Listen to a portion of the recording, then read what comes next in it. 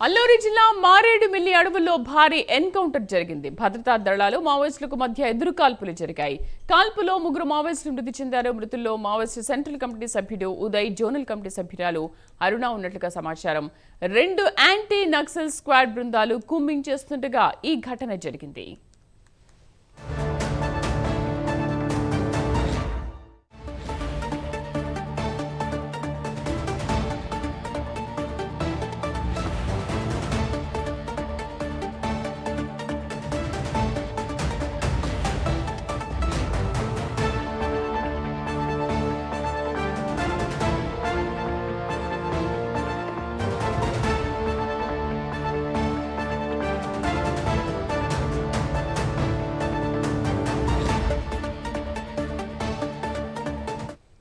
అల్లూరి జిల్లా మారేడుమిల్లి అడవుల్లో భారీ ఎన్కౌంటర్ జరిగింది. భద్రతా దళాలు మావోయిస్టులకు మధ్య ఎదురు కాల్పులు జరిగాయి.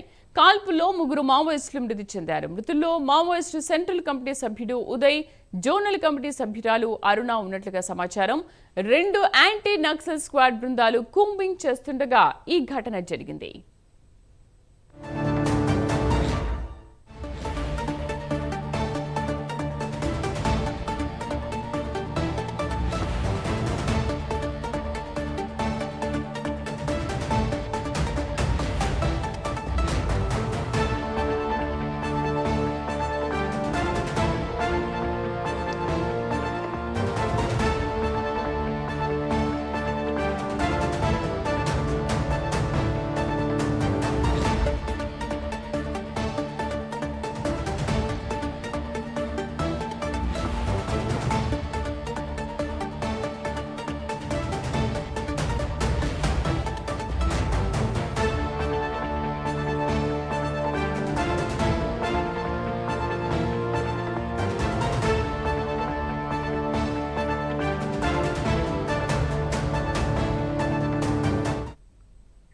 అల్లూరి జిల్లా మారేడుమిల్లి అడవుల్లో భారీ ఎన్కౌంటర్ జరిగింది. భద్రతా దళాలు మావోయిస్టులకు మధ్య ఎదురు కాల్పులు జరిగాయి. కాల్పులో ముగ్గురు మావోయిస్టులు మృతి చెందారు. పూర్తి సమాచారాన్ని మా కరెస్పాండెంట్ శ్రీరామ్మూర్తి అందిస్తారు. శ్రీరామ్మూర్తి.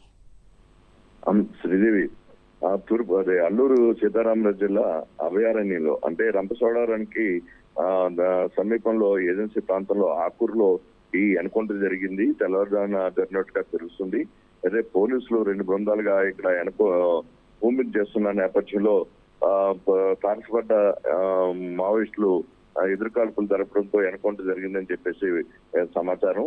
అయితే ఈ ఘటనలో చూసినట్లయితే ఆ దేవిపట్నానికి రంపచోడవరానికి ఏజెన్సీ మండలాల మధ్య ఈ ఆకూరు ప్రాంతంలో జరిగినట్టుగా తెలుస్తుంది.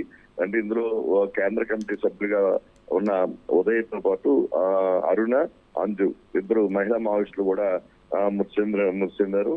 అంటే ఇందులో సంబంధించి ఈ అరుణ చటపతి భారీగా చెప్తున్నారు. 3 గన్లు కూడా అంటే 44 గన్లు కూడా వాళ్ళ దగ్గర స్వాధీనం చేసుకున్నట్టు తెలుస్తుంది.